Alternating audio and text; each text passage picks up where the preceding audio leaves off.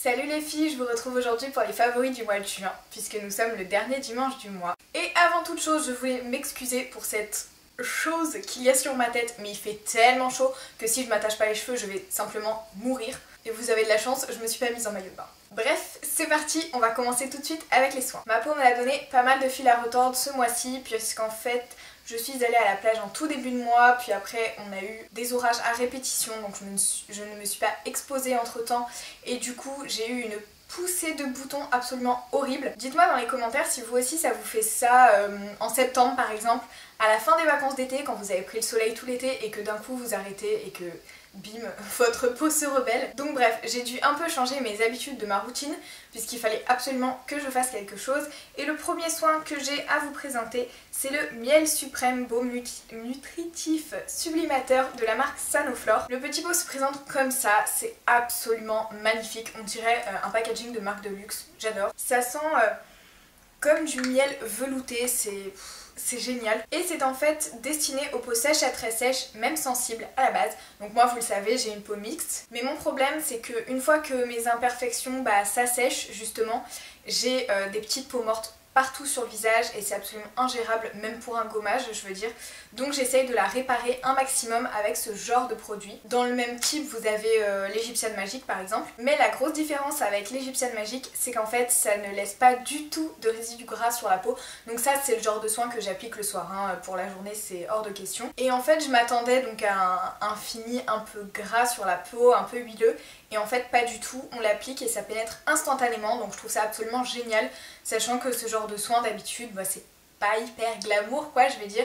Là vous pouvez tout à fait ouvrir la porte à quelqu'un qui sonnerait à 23h, il n'y a pas de problème. Et donc vraiment je l'adore, ça fait vraiment une peau veloutée hein, comme son odeur.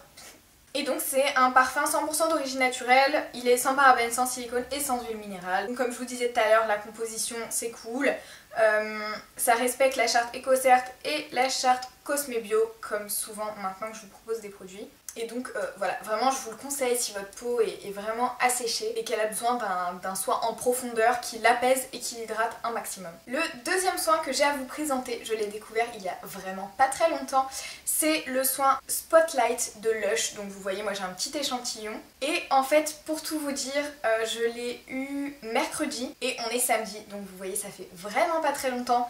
Mais j'ai déjà vu des effets dingues sur ma peau, un truc de fou. Parce que justement ma poussée de boutons c'était vers mardi-mercredi, j'avais vraiment une peau horrible. Et il se trouve que je suis passée par la boutique de Lush et que j'ai repéré ce petit soin anti-imperfection, donc j'en ai demandé un échantillon pour voir si ça marchait tout simplement, parce que j'avais pas envie de tester le masque La Guerre des boutons, un truc comme ça, ou alors le masque Sauf qui peut, qui sont à peu près de la même utilisation mais qui donc peuvent s'utiliser que ponctuellement. Je veux dire, vous pouvez pas le faire tous les jours de la semaine, c'est pas possible. Donc je voulais vraiment un soin que je pouvais utiliser tous les jours. Et donc voilà, j'ai pris celui-ci et c'est un soin en forme de gel un peu. Alors l'odeur est pas du tout dérangeante comme ça peut être le cas chez certains produits Lush malheureusement. Et en fait vous l'appliquez avant votre crème de jour sur les imperfections matin et soir. Vous pouvez même si vous ne vous êtes pas maquillé le réappliquer plusieurs fois par jour. Et vraiment ça fait des effets de dingue. Comme je vous dis, je l'ai acheté mercredi, donc j'ai commencé à l'utiliser le soir. On est samedi et je trouve que ma peau est beaucoup plus correcte. Déjà j'ai pas des gros boutons, enfin je veux dire en volume rouge etc. Enfin vraiment des trucs moches quoi. J'ai encore quelques petites rougeurs, c'est normal, ça peut pas partir instantanément. Mais c'est vraiment le soin le plus efficace que j'ai utilisé jusqu'à maintenant pour faire disparaître vite les imperfections tout simplement. Je vous le conseille à 3000% parce qu'en plus Lush a tendance à un peu abuser sur les prix, mais pour ça c'est pas du tout le cas. Je crois que c'est 9,45€ le petit pot et franchement vous en avez pour une vie. Donc vraiment le rapport qualité-prix est juste dingue. Et le troisième soin est un masque. J'ai enfin testé le masque Éclat peau neuve glycolactique de la marque Rennes en petit échantillon que j'avais reçu dans la Birchbox. Et alors si j'ai bien compris, c'est censé être une sorte d'exfoliant enzymatique, donc en fait où vous n'avez pas de petites billes ou de choses comme ça. Moi c'est pas vraiment pour cet effet que je vous le présente. En fait je l'ai appliqué sans avoir d'attente particulière et je me suis rendu compte en le retirant et même le lendemain matin, puisque je fais toujours mes masques le soir, que ma peau était ultra douce et lisse et hydratée quoi, génial.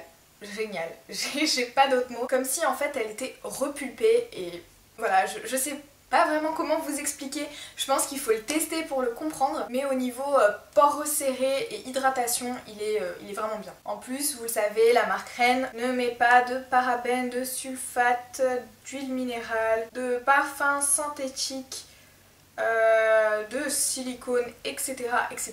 Je vais pas tout vous lire, en plus c'est marqué en minuscule, je vois rien. Et l'odeur est plutôt sympa. Par contre c'est hyper gras comme soin quand vous l'appliquez, donc je vous conseille de faire ça quand vous êtes toute seule chez vous, parce que vous reluisez complètement du visage, c'est un peu dégoûtant, mais c'est super efficace. On va maintenant passer au make-up, et pour le premier produit, je n'étais pas sûre que ça rentrait vraiment dans la catégorie, mais je l'ai mis quand même. C'est le papier matifiant de chez Paul & Joe qui se présente comme ça, il est vraiment trop mignon. En plus, sincèrement, quand vous avez ça dans votre sac, personne peut se douter que c'est un papier matifiant, le truc pas super glamour, on va se l'avouer. Et donc en fait, vous l'ouvrez comme ça et vous avez un distributeur de feuilles, donc toute fine. Enfin, je suppose que vous connaissez le papier matifiant. Et ça, à mon sens, c'est vraiment un indispensable à avoir en été. Je dirais même pour les peaux sèches en fait, puisque vous transpirez quand même un minimum et il y a forcément un moment de la journée où on brille un petit peu et donc hop, vous sortez votre papier matifiant et c'est terminé, on voit plus rien. Je vous présente le papier matifiant Paul & Joe parce que c'est celui-là que j'ai pris cette année, mais vous pouvez très bien en commander sur ELF, je sais qu'ils en ont des pas chers du tout. Chez Sephora, il me semble aussi qu'il y en a qui sont moins chers. Moi je l'avais tout simplement eu en bonus lors d'une commande Birchbox, donc je l'ai pas payé, donc c'était encore mieux. Mais voilà, favori obligatoire du mois de juin. Le deuxième produit make-up, et encore une fois je suis pas vraiment sûre que ça rentre dans cette catégorie, mais bon, c'est un maquillage des ongles, c'est un vernis. Donc là je vous présente le blanc, le 01 de chez Essie, tout simplement. Mais considérez juste que je vous présente un vernis blanc, puisque c'est vraiment le point où je veux en venir. C'est vraiment une tendance de cette année, le vernis blanc, et je vous avoue que j'ai vraiment eu du mal avec ça. Parce que, enfin de toute façon pas que je suive énormément les modes pour les ongles, mais c'est vraiment quelque chose qui m'intriguait parce que je trouve vraiment pas que le vernis blanc mette les ongles en valeur. Je vous avoue même qu'à la base je trouve pas ça de très bon goût, mais donc je me suis un peu penchée sur son cas et j'ai tenu une petite semaine avec du vernis blanc. Et voilà, enfin c'est définitivement trop vide pour moi, mais par contre là où je l'ai beaucoup utilisé c'est en base de manucure.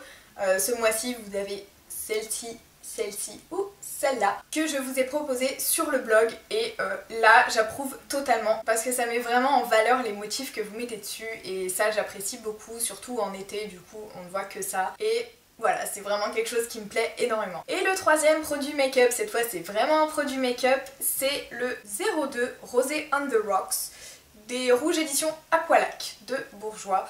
Donc vous allez me dire que j'arrive un peu après la guerre, mais je ne me suis procuré que très récemment.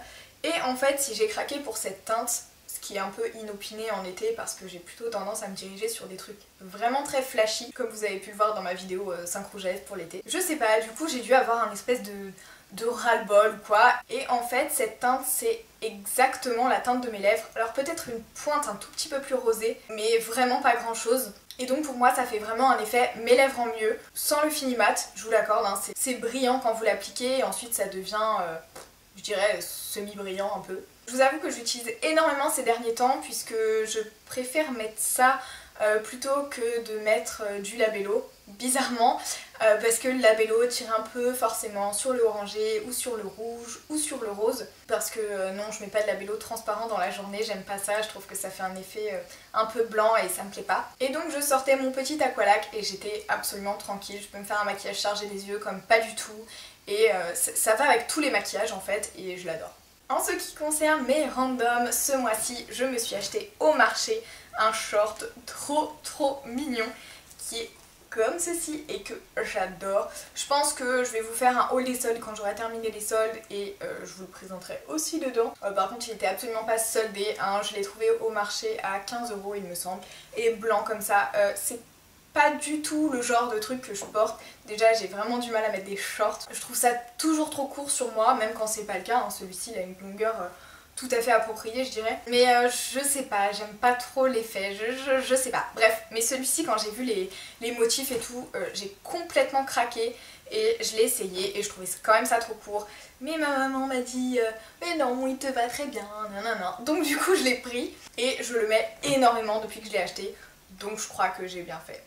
Mon deuxième favori random, c'est ce bracelet. Je ne sais pas si vous l'avez repéré pendant la vidéo, mais je le trouve absolument magnifique et je le porte tout le temps, il est absolument parfait pour l'été. Je vous ferai un close-up parce que d'ici, vous ne devez pas voir grand chose. Et je vous mettrai dans la barre d'infos la page Facebook de la créatrice parce qu'il y a vraiment énormément de modèles de ce type. En plus, vous pouvez commander un modèle qui vous plaît plus qu'un autre ou si vous voulez plus une couleur qu'une autre, etc. Elle peut vous faire ça, pas sur mesure, mais presque. Et voilà, j'ai complètement craqué. Il fait trop chaud, je vais mourir. Je vais décéder. Oui, je m'évente avec mon courrier, hein, c'est pas... Et mon dernier favori de ce mois-ci, là pour une fois, je vais vous étonner puisque ce n'est ni un film ni une série. En fait, je n'ai pas commencé de nouvelles séries et je n'ai pas vu de film ce mois-ci. J'ai peut-être dû en voir un, mais ça m'a pas transcendé quoi, on va dire. Et puis bon, en série, je vous avoue que... En ce moment, je suis plutôt à fond sur Pretty Little Liars, mais je vous en avais déjà parlé, donc ça sert à rien que j'en remette une couche. Bref, je disais donc, mon dernier favori random, c'est des noix de macadamia. Alors celle-ci, c'est de la marque Seaburger, je sais pas du tout comment ça se dit. Et elles sont grillées et salées, celles-ci. Alors je sais pas si elles sont salées pour toutes les marques ou si c'est que celle-ci. Mais je vous avais dit quand je vous avais présenté mon Lip Butter Vanille Macadamia de Labello, celui-ci, qu'il fallait absolument que je fasse un gâteau vanille macadamia parce que l'odeur était juste folle. Alors je me suis pas encore lancée dans les gâteaux, mais donc j'ai acheté des noix de macadamia et j'adore ça. En plus, quand vous avez un petit creux, c'est beaucoup plus sain que des barres chocolatées ou des choses comme ça. Alors attention, hein, je suis pas du tout healthy machin, je veux pas rentrer dans ce débat. Des plaquettes de chocolat quand j'ai un petit creux, je m'en enfile, hein. Enfin bref, des fois je remplace par des noix de macadamia parce qu'en fait tout simplement le chocolat ça commence à devenir chiant parce que quand on en mange comme ça, je veux dire en grande quantité, vous en avez plein sur les mains et tout, ça fond, c'est dégueulasse. Alors que moi avec les noix de macadamia, j'ai pas ce problème. Voilà les filles, j'en ai terminé avec mes favoris du mois de juin, donc n'hésitez pas à me dire si vous avez des produits que j'ai présentés et que vous les aimez ou non, comme d'habitude. Et n'hésitez pas à me dire aussi si vous avez des envies particulières de vidéos pour l'été, parce qu'en ce moment j'essaye de vous en tourner un maximum, question d'organisation et tout ça. Et sinon, en attendant dimanche prochain, je vous fais des bisous.